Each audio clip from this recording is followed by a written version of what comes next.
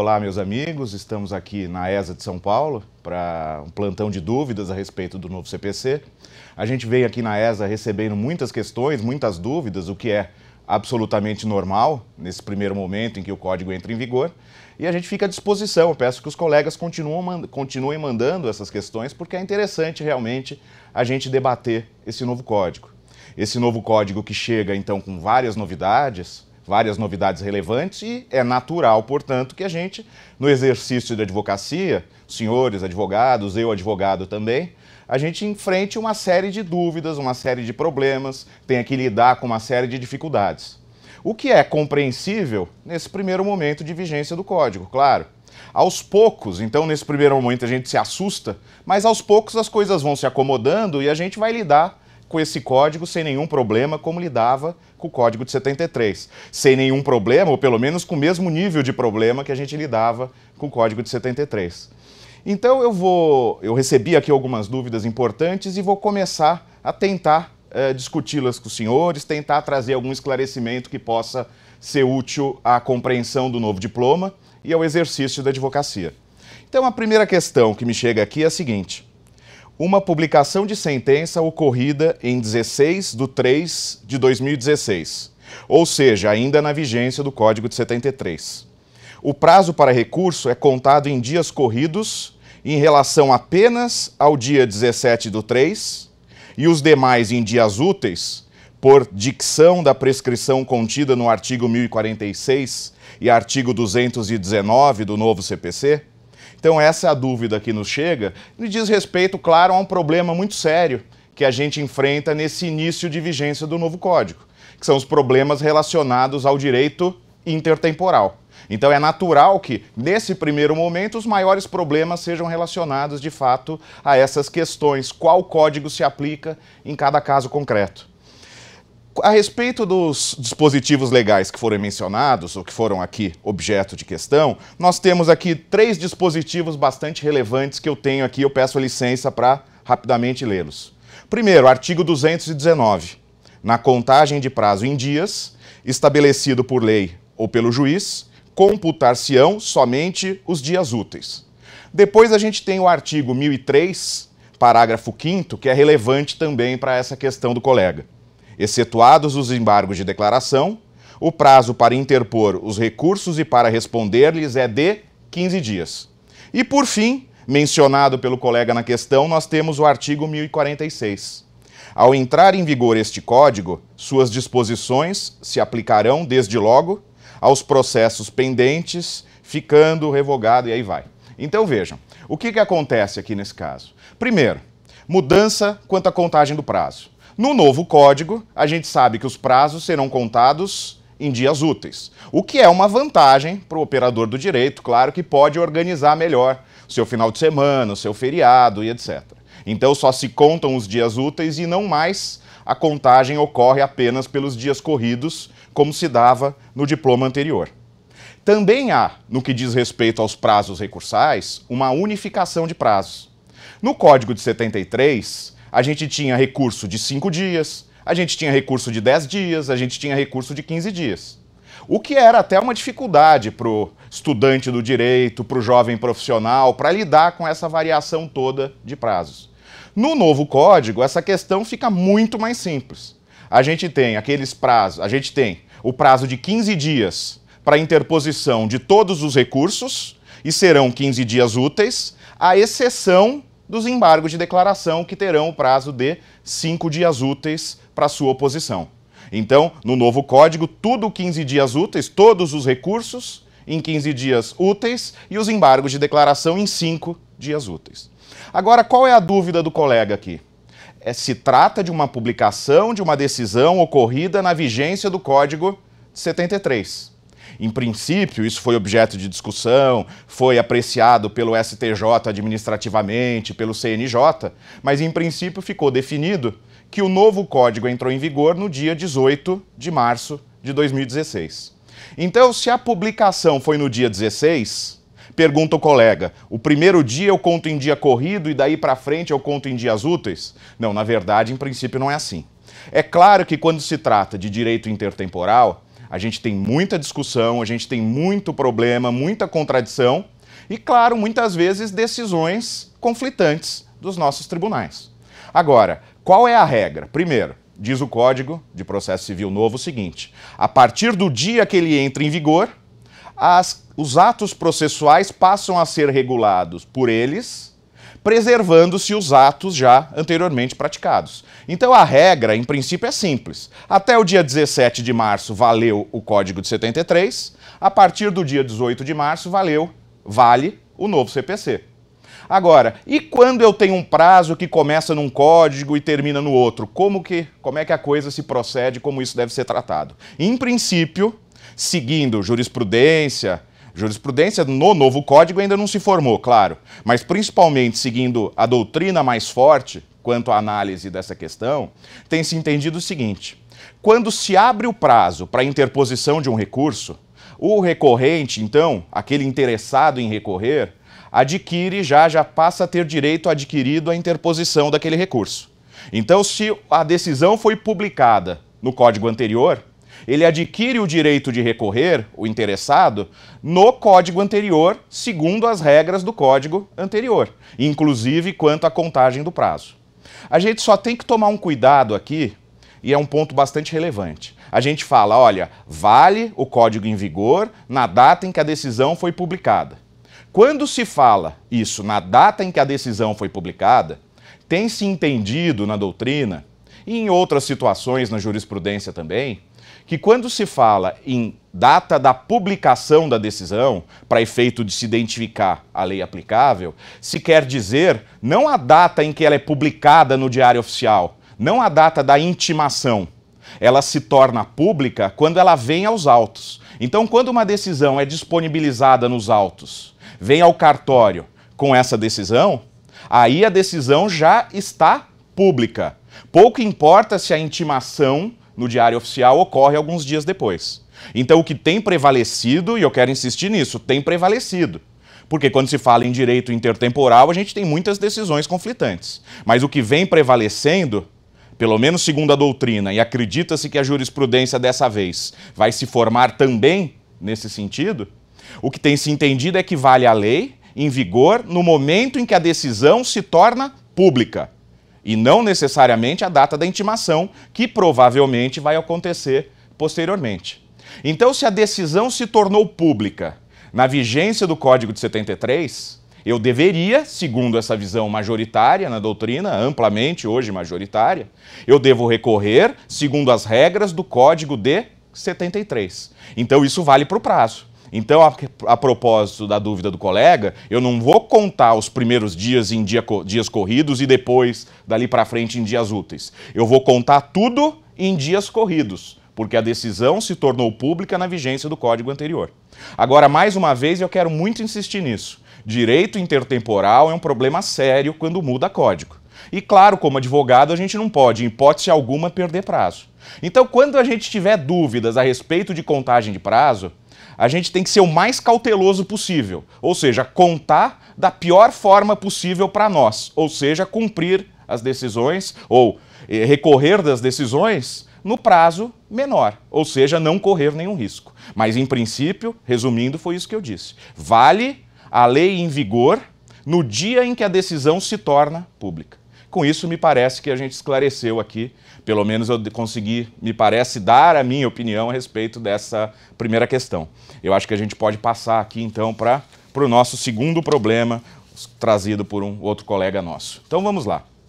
Nessa segunda questão, e aliás, uma questão bastante ampla aqui, tem bastante coisa para a gente discutir, claro, eu vou procurar resumir os principais aspectos, mas a pergunta do colega é a seguinte: gostaria de saber o que alterou com o novo CPC no que diz respeito às medidas de urgência, com o fim do processo cautelar e as diferenças das tutelas a serem utilizadas a partir das alterações.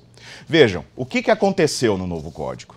Não acabaram as tutelas cautelares. A gente continua tendo as tutelas cautelares e a gente continua tendo as tutelas satisfativas. O que acontece é que a forma de pedi-las se alterou um pouco de fato. principalmente numa cautelar, quando eu faço ao juiz uma cautelar preparatória, depois eu vou apresentar o pedido principal. Isso mudou um pouco e eu vou procurar, então, claro, é um tema muito amplo, mas eu vou procurar resumir aqui os principais aspectos. Então, o que a gente tinha na vigência do Código de 73? A gente tinha as tutelas de urgência, as tutelas antecipadas de urgência, ou seja, antecipação de tutela, principalmente de urgência, mas ali também já se falava em tutela de evidência. Mas então, amplamente, as tutelas antecipadas, elas eram previstas no artigo 273 e no artigo 461 do Código de 73. Lá na frente, no Código, a gente tinha o livro das cautelares. Então, 273 e 461 para antecipação de tutela e lá no final, o livro das cautelares. O que faz o novo Código? Ele passa a tratar em conjunto tanto da tutela cautelar quanto da antecipação de tutela. É claro que existem alguns dispositivos legais que valem para as duas, tanto para cautelar quanto para satisfativa. E existem alguns dispositivos que valem só para cautelar e outros que valem só para satisfativa. Mas o que a gente percebe, então, até porque elas vêm sendo aproximadas pela doutrina e pela jurisprudência, elas são tratadas, então, próximas uma da outra, ou seja, são tratadas em conjunto, diferente do que acontecia no Código anterior. E nessa nova disciplina, a gente passa, de fato, a ter algumas novidades e algumas novidades relevantes. O que a gente tinha no Código antigo a respeito das cautelares? A gente tinha a previsão de uma série de cautelares típicas ou cautelares nominadas, que eram aquelas cautelares expressamente previstas e disciplinadas, arresto, sequestro, busca e apreensão, arrolamento de bens, e a gente tinha a possibilidade também de pedir ao juiz, com base no poder geral de cautela, que ele deferisse outras medidas adequadas a evitar o dano no caso concreto. Então, no Código Antigo, nós tínhamos uma série de cautelares nominadas e a possibilidade do juiz deferir cautelares inominadas com base no poder geral de cautela. O que acontece no novo Código? O novo Código, ele não disciplina cautelares nominadas. Claro, existem algumas que são realocadas. Por exemplo, uma das cautelares nominadas do Código de 73 era a produção antecipada de provas. Existe produção antecipada de provas no novo Código? Existe. Só que ela não é tratada como cautelar, ou no capítulo que trata das cautelares, ela é tratada dentro da disciplina da prova. Então, algumas medidas são realocadas e outras não são expressamente reguladas. Por quê? Porque o que se busca privilegiar é o chamado sistema atípico. O que é isso? Não existe cautelares expressamente previstas e disciplinadas. O juiz vai deferir aquela medida cautelar adequada ao caso concreto. Só que o que acontece? Isso é objeto até de questionamento por alguns autores. O novo Código, embora ele não regule expressamente determinadas medidas típicas, ele menciona algumas a título talvez exemplificativo. Aquelas mais consagradas, o legislador falou, não, vamos pelo menos fazer uma menção à existência delas, embora elas não sejam disciplinadas e reguladas. Eu me refiro aqui ao artigo 301 do novo CPC. O que diz o 301? A tutela de urgência de natureza cautelar pode ser efetivada mediante arresto, sequestro, arrolamento de bens, registro de protesto contra alienação de bem e qualquer outra medida idônea para asseguração do direito. Então a gente percebe que esse dispositivo legal ele faz menção a algumas medidas, mas não as regula expressamente. De outro lado, nós temos as tutelas satisfativas. Nas tutelas satisfativas, o que eu busco não é uma medida conservativa.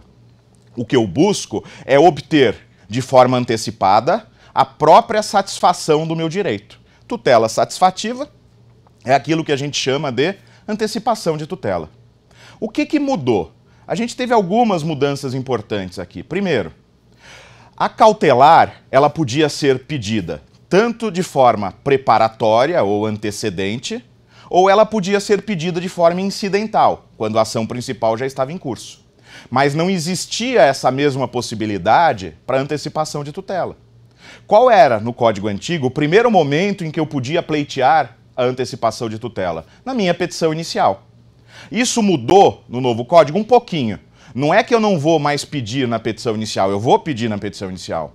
Mas o que o Código Novo admite é a possibilidade, diante de uma situação de extrema urgência, uma situação em que o meu cliente precisa de uma antecipação de tutela para hoje, mas hoje eu não tenho condições ainda de apresentar uma petição inicial completa, com argumentos bem colocados, sólidos, bem desenvolvida, com todas as informações de que eu preciso. Por quê? Porque eu estou aguardando ainda algumas afirmações, com toda a documentação que deve instruir a petição inicial. Então, resumindo esse quadro, o meu cliente precisa de uma medida satisfativa para hoje. Só que hoje eu não tenho condições de apresentar a petição inicial completa, bonita, acabada, do jeito que eu gostaria. O que o novo código autoriza? E aqui, então, é, de fato, uma novidade relevante quanto às tutelas satisfativas. O que o novo código autoriza? Que eu possa apresentar uma petição inicial que ainda não é definitiva, ainda não está completamente pronta, chamando atenção para o juiz da necessidade dele apreciar imediatamente o meu pedido de antecipação de tutela, e uma vez apreciado esse pedido e deferido, o juiz me dará prazo para emendar a petição inicial, ou seja, complementar aquela petição inicial que eu apresentei correndo em razão da urgência, mas que não estava ainda perfeita e acabada. Isso que eu estou dizendo aqui, para depois o colega analisar com cuidado, aparece no artigo 303 do novo Código, artigo 303 do novo Código. E o parágrafo 5º desse artigo 303 diz que o autor ele deve indicar ao juiz que vai agir dessa forma. Então ele fala, olha juiz, estou apresentando a petição inicial, que ainda não está pronta e acabada, mas por favor aprecie o pedido de tutela de urgência e depois eu vou aditar, eu vou emendar essa minha petição inicial. Então aqui isso me parece uma novidade bastante relevante. Quanto ao pedido de tutela cautelar preparatória, também vale a pena mencionar uma situação diferente, um procedimento diferente, uma forma de pedir diferente do novo Código, no que diz respeito ao pedido cautelar e ao pedido principal. Como que a gente fazia na vigência do Código de 73 se eu precisasse de uma cautelar preparatória? Então eu ajuizava a ação cautelar preparatória. Uma vez efetivada a medida, eu tinha o prazo de 30 dias para ajuizar a ação principal. Então eu ajuizava a cautelar e preparatória e depois a ação principal. O que estabelece o novo CPC? Que eu devo, então, fazer o pedido de cautelar preparatória, então eu ajuizo a ação fazendo o pedido de cautelar preparatória, se for o caso, se for necessário, e no prazo de 30 dias, eu não vou ajuizar a ação principal, eu vou fazer o pedido principal nos próprios autos. Então será nos próprios autos que eu vou fazer o pedido principal. Não vão ter mais os autos da cautelar e os autos da principal. São os únicos autos em que primeiro eu peço a cautelar preparatória e depois eu peticiono com o meu pedido final. Isso a gente encontra no novo Código, no artigo 308. E ainda como novidade, claro, como eu disse, a gente tem muitas e muitas novidades. A questão é bastante ampla e ótima que é bastante ampla, porque assim a gente pode comentar alguns aspectos importantes desse tema. Mas uma outra novidade que me parece bastante relevante e deve ser mencionada, e uma novidade que, ao meu ver, não sem razão, tem recebido algumas críticas, é a novidade que traz o artigo 304. O artigo 304, ele consagra a chamada estabilização da tutela antecipada. Então o artigo 304, ele trata da estabilização da tutela antecipada. O que significa isso? Ele diz o seguinte: uma vez pleiteada a tutela antecipada, deferida essa tutela antecipada ao autor, se o réu não apresentar o respectivo recurso em face dessa decisão antecipatória de tutela, essa decisão se estabiliza e o processo vai para o arquivo. Acabou, em princípio, o processo. Eu consegui a antecipação de tutela. A parte contrária não recorreu dessa antecipação, ocorre a estabilização dessa tutela antecipada e os autos vão para o arquivo. Por quê? Pela falta de recurso da outra parte. Esse dispositivo está merecendo várias críticas. Uma delas é a seguinte: bom, e se o réu não quisesse recorrer dessa decisão, ele quisesse apenas discutir o mérito da pretensão do autor através da sua contestação, mas ele aceitava que fosse preservada por hora a decisão antecipatória de tutela Ele ia discutir o mérito ao longo do processo e, se ganhasse, se a sentença lhe fosse favorável, isso ia implicar na revogação da antecipação de tutela. Talvez ele quisesse fazer isso, ele não quisesse agravar. Mas o que está escrito no dispositivo legal, isso está no 304, é que se não houver a interposição do recurso respectivo, a tutela se estabiliza. Qual que é o recurso respectivo, no caso? O recurso de agravo de instrumento. Alguns autores, interpretando esse dispositivo legal como ele deveria ser, como seria mais razoável, têm entendido o seguinte: olha, não precisa ser necessariamente um recurso em face dessa decisão. Se o réu impugnar a pretensão do réu, o que poderia ser, perdão, se o réu impugnar a pretensão do autor, o que poderia ser feito através, por exemplo, da contestação, isso já seria suficiente para evitar a estabilização. Cuidado! Isso é o que alguns autores estão dizendo, interpretando esse 304. Eu estou dizendo cuidado por quê? Porque essa interpretação dá uma aplicação muito mais razoável ao 304, me parece. Mas não é o que está escrito no texto da lei.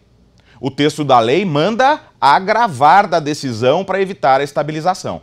Então, nesse primeiro momento, pelo menos, a gente tem que tomar muito cuidado, inclusive para ver como a jurisprudência vai se formar. Porque pelo texto da lei, para evitar a estabilização, eu teria que recorrer. O texto não fala em qualquer impugnação, ou impugnação genericamente alcançando a contestação.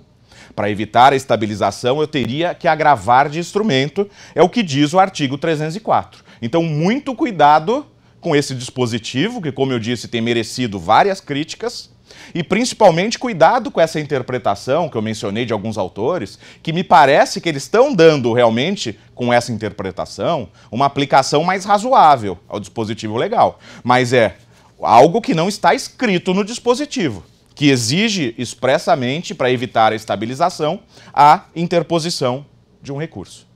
Bom, eu acho que dito isso, ainda que rapidamente, claro que ficou aqui muita coisa de fora, mas acho que eu tentei aqui apontar os principais aspectos, ou as principais mudanças no tema de tutela cautelar e tutela antecipada. Acho que com isso a gente pode passar para a próxima questão, então. Então, próxima dúvida que nos foi enviada por um colega. Gostaria de saber quais foram as alterações para a interposição do recurso de agravo de instrumento. Por exemplo, se ainda há a necessidade de informar o juízo de primeira instância sob pena de não conhecimento. Bom, o recurso de agravo, ele sofreu de fato importantes mudanças no novo Código. Por quê? Porque o Código de 73, diante das decisões interlocutórias, ele admitia o recurso de agravo que poderia seguir duas formas. No Código de 73, o agravo poderia ser por instrumento, em determinadas situações, e ou de forma retida, interposto de forma retida na maior parte das vezes. Isso como o Código estava agora, depois principalmente dos anos 90. Por quê? Porque mais lá na origem do Código de 73, boa parte das vezes em que você ia agravar, você podia escolher se queria agravar de instrumento ou sob a forma retida. Mas como o Código de 73 estava nos últimos tempos, agora, depois dos anos 90, isso deixou de ser uma mera faculdade do recorrente. O novo código, o Código de 73, na nova redação, na redação que estava em vigor, quase sempre impunha o agravo retido. Só excepcionalmente, ou em alguns casos, que você podia agravar por instrumento. O que faz o novo código a respeito do agravo? Primeiro, muda o prazo. Agravo de decisão interlocutória passa a ter o prazo de 15 dias úteis. E, além disso, ele acaba, o novo código, com o agravo retido. Não existe mais agravo retido no novo CPC. Então, diante de uma decisão interlocutória, eu vou ter que fazer a seguinte avaliação. Essa decisão interlocutória, ela é agravável de instrumento? Como é que eu vou responder isso? Indo lá no rol do artigo 1015. No novo Código, o legislador, no artigo 1015, relacionou os casos em que tem cabimento o recurso de agravo de instrumento. Se eu estou diante de uma decisão interlocutória que não está relacionada no rol do artigo 1015, em princípio, eu não tenho que recorrer dela, a verdade, em princípio, eu nem posso recorrer dela. O processo segue e no momento em que eu for apelar, nas razões de apelação, eu vou recorrer dessa decisão interlocutória que ficou para trás e que não era agravável. Então vejam que interessante essa nova função do recurso de apelação. Para que servia o recurso de apelação no Código de 73? Ora, para recorrer da sentença. Para que serve o recurso de apelação no novo Código? Ora, também para recorrer da sentença, mas não só.